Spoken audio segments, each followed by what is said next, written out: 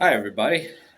This is probably the third time I'm trying this because I'm trying to fix uh, my sloppy reading that I did last video. But I'm very pleased to see how many people have already seen the video. That's very exciting. And some people were very motivated to write their own and that they liked the cover of my book, Unchosen by Tony Marino. A lot of you really enjoyed me reading the first chapter for it, so I'm going to read chapters 2, 3, and 4, uh, which are pretty short chapters, just to get you guys up to speed and see if it would interest you guys into actually purchasing the book. So here goes. If you remember last chapter, the Druid Prince Aiden uh, was about to fight the Dark Lord Volstadt in this epic battle. And poor Aiden's horse slipped on shit. So they tumbled, and the horse broke Aiden's back and pulverized his heart, and thus not completing a prophecy. And Lord Volstadt, the evil king of this world, knew that the only thing that could kill him now is the sword that Aiden left. So he grabbed the sword and he threw it into space to never have it bother him again. So this is where chapter 2 follows up on. See what happened to Damarung, the Holy Sword, in its adventures in space. Chapter 2. Let me show off. Okay. Chapter 2. Meanwhile, at Sigma 4226. The inhabitants of Sigma 4226 are a gelatinous folk. They danced and jiggled as they kicked off their spring festival.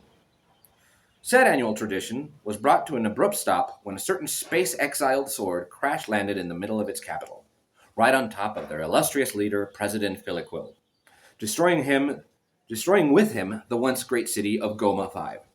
Its long blade towered over the translucent jelly people like a terrifying harbinger of death, being 32 goosenets taller than their biggest skyscraper. 2 weeks it took for the dust to settle around Damarung, bringing with its arrival death, blood, and dozens of questions. The two main faiths of Sigma, the Church of and their religious rivals, the family of the Thenigan sons, could not come to an agreement on which one of their one true creators sent this doomsday monolith to their peaceful planet. The Umanites thought Damarung a broken piece of the great Oom's coral crown, heralding his second coming to save them from the barbarian faiths of the lower-born people of Sigma.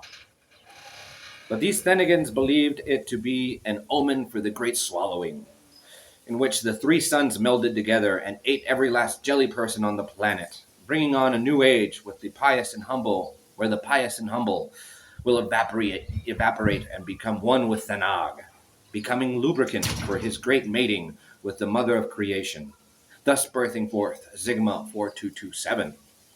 Thenigan church-going involved a lot of amorphous sex-positive activities, such as splitting the pool pony and the Raxian back blender bender. Things took a dark turn when the Thenigans took it as an act of aggression to their sun god when the Ooman faith tried to smelt the entire sword with the intent to fashion a new crown for their soon-to-arrive god king.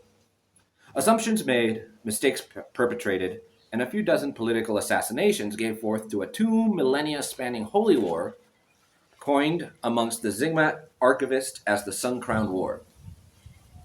As to not overwhelm you with the interplanetary tangent, I will hit you with the top historical talking points of the whole misguided affair. The Ooman burning of the hive crops of Sector 8. The whole planet smelled of fresh-baked cookies for a year. The black hole bomb, imploding the floating temples of Ooman. As to extend collective olive branches, an interfaith wedding between 20,000 of each faith's most devoted followers turned into the bloodiest battle in the history of the conflict. And the one-year peace treaty caused by local pop star Ninfa Prime releasing her third album, Nibble My Jiggle Bits, Volume 2. Millions perished, countries destroyed, all was lost. The dwindling remnants of the squishy people of Sigma banded together to stop this useless bloodshed once and for all. The great engineers and scholars fused together to concoct the blueprints for a quantum launcher, an apparatus strong enough to slingshot the unwanted sword off their war-torn planet. And on Linquith the Eighth, Standard Searim time. The end of the Sun Crown War was consolidated with the launching of Dameron back into the blackness of space, onto its millennia-spanning trek through the lonely corners of the galaxy, to be forgotten by the people of Thera and Sigma 4226 for all eternity. Call it fate, luck, or how the grand gears of cosmic happenstance perpetuate their nonsense, simply for the joy of some well-placed chaos. But the king-killing greatsword shot its way back to the one planet it never thought to see again, Thera, smack dab on Ted's car. Chapter 3, Ted Colbor. Nestled well within the heartland of Thera's rural communities was a solitary motorhome, devoid of its wheels and decorated with a lovely layer of rust and lead paint. Several feet away from said home stood Ted Colbor, mouth agape and wearing most of his coffee on his shirt. Excuse me, I had breakfast. The 6'3", red-headed 20-something stood paralyzed as he beheld the crater the UFO made crash landing on the only property to his name, his beloved 550 Spearfish sedan. The shell shock allowed only one thought to solidify in his hungover brain. I'm gonna be late for work. Ted reasoned that the universe usually enjoys ruining your life in threes. First, with his girlfriend commemorating their 3-year anniversary by breaking up with him. The locally loved Becky Corman enjoyed Ted's company, but just couldn't wrap herself around the whole walk not run, routine is peace, pussy-ass bullshit vibe Ted has been throwing out lately. The second cosmic kick in the shins came from his current place of employment. The family-friendly franchise globally known by its catchy name, Findar's Pizza Emporium and Pasta Barn, where his job bussing tables was now on the thinnest of ice. Mark, the teenage manager, made it clear to the ginger giant that his performance was not up to snuff with the powerful peppy presence the Findar staff was famous for, and if he didn't put some gusto and muscle into it, they were going to have to let him go. And the third spot on the bad luck list goes to the middle finger that came from outer space and destroyed his beloved jalopy. Ted hoped this trinity of nutshots was the end of it. He rubbed his eyes and sighed. He needed a ride. And the only person strange enough, crazy enough, and bored enough to be his friend was his only option. He just wasn't sure he could handle that particular morning the cyclone of positive energy that is the tiny terror known as Uli Ainsworth. Uli Ainsworth. Uli was in her dungeon/laboratory, or what her parents and the rest of Thera would call a basement. She was busy conducting one of her rituals. Uli is the last living necromancer in the Forlan-controlled empires.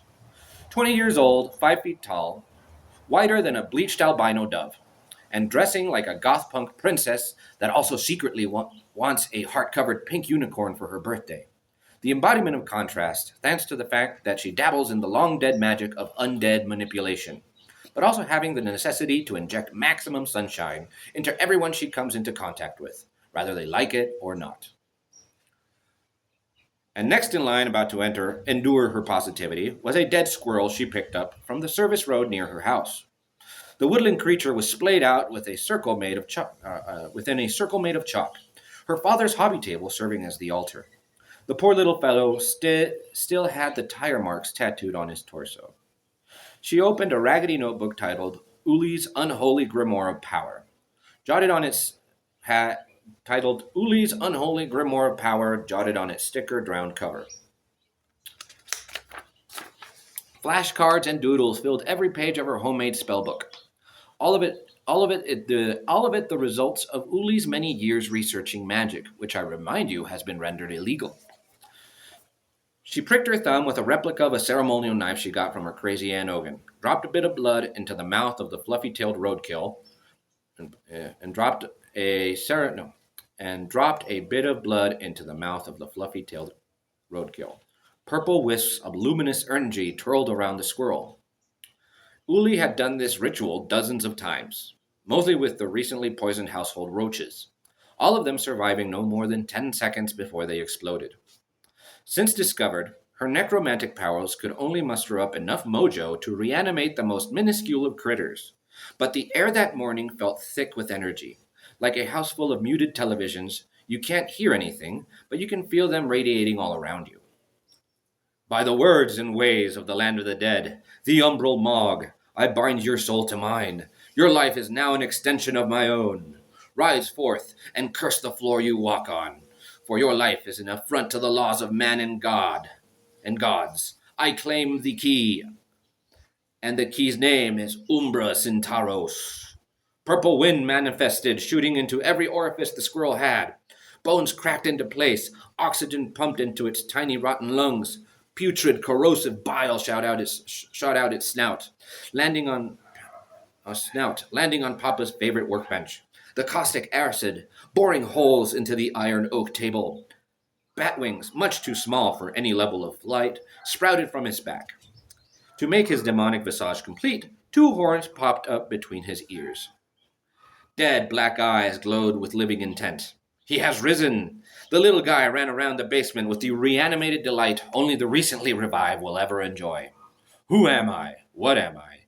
Who is this big white lady with too much eyeliner? Questions the squirrel felt jumping all over his thimble-sized brain, but quickly forgot, for this was the time of celebration, not investigation. Uli wiped away the tar-like liquid from her lower lip. Uli wiped away the tar-like liquid from her lower lip, the sour tones in its flavor no more akin to freshly burnt charcoal. Her momentary loss of balance reminding her of the price of forging a spell. This dizzy spell was now in certain circles, which is known in certain circles as the rebound. Think of it as an instant hangover from dabbling in the dark arts. After squeaking and tweaking all around Uli's well-worn platform boots, the acorn-munching minion clawed up its new master. See, I'm breaking down. New master, and perched himself on her shoulder. From the moment he came back online, he felt this ever-present need to be close to this lady, as if imprinting through a twisted version of rebirth. Whatever the case, he felt a kinship with the pale human who brought him back. You need a name, little guy. Squeak, squeak, said the squirrel, with a no shit lady tone to it. She knew exactly what name to give whatever critter ended up being her magical assistant. It was the name of the lead singer of her favorite death punk reggae band, Midnight Murder Beach. She gazed into the adorable eyes of her new pet, scratching lovingly under his white-tipped chin. Your name is Bloodfucker. Bloodfucker flicked his ears back and forth and went flagpole straight. He crawled around her, getting an undead case of the zoomies. I guess you like it. Uli laughed with a maniacal triumph, eyes wide and wild with the adrenaline of a spell gone right. Bloodfucker joined in with his own rendition of sidekick snickers. First roadkill, then an army of undead demon dogs, Uli said with the chest-puffing bravado of a newly minted dictator. I'll wear those cloaks with the super big shoulder pads and tiaras made out of finger bones. Oh, and I'll bring back Gam Gam and ask her if she actually killed Grams. Awesome. The rudest phone on Thera interrupted her brainstorming session with a sonic assault of panic bell rattles. Could someone pick that up, please? She said with the frustration laced with politeness. Oh, balls, she said, the moment spoiled by modern technology. She placed Bloodfucker back on the bench and power stomped her way up the stairs to the cutest white and light blue tile decorated cottage-style kitchen you can ever imagine. The amount of recycled wood and whimsy was enough to make even the most hardened of criminal crave baking peanut brittle and sipping lavender tea. She picked up the wall-mounted phone. Good morning, Ainsworth residence. Uli speaking. How can I help you? Your polite voice still scares me, Ted said. Uli's proper operator persona faded fast, morphing into a genuine smirk that only the mightiest of best friends can cause. Shut up! Shouldn't you be at a pasta barn by now? Should be, but can't. Need a ride. Come get me, please, Ted said, stretching out the please as annoyingly possible. So please. What happened? She asked. What happened to Chubbs, the immortal machine? She said, while eyeballing a giant batch of cookies her mom just baked. elegantly displayed on one of the good plates, with a note leaning on them that reads, "For guest later today, only take two. Love, Mama Bear." Uli swiped 2 chocolate chips and 1 oatmeal. She's a rebel, not a jerk. And Mama Bear knows that too, so she secretly made 3 for Uli anyways.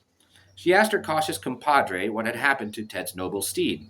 All he muttered was, "A space sword killed my chubby boy." "I'll be right there." She dry gulped a cookie and hung up. She went for Bloodfucker and her spellbook, stuffed both into her black worn leather satchel. She raised the garage door and cranked to life her 4150 lime green Equinox, the former Ainsworth family station wagon, now Uli's gas-guzzling hand-me-down. She punched it out of the driveway, burning her bald tires at the ludicrous speed of 25 miles per hour, just to gaze upon the possibility of something she's been wishing for her whole life, a call to adventure. And that's the end of chapter 4. I'm going to leave it there. And sorry I broke down a little bit at the end there. Had a good run there for a while. But I hope you liked it. If you do like what I read, what I read, and what I wrote, please go and purchase it on Amazon. Just look for Unchosen by Tony Marino.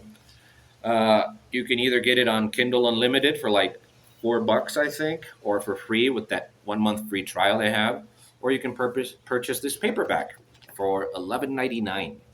So if you like it, please purchase it, please read it, and please review it.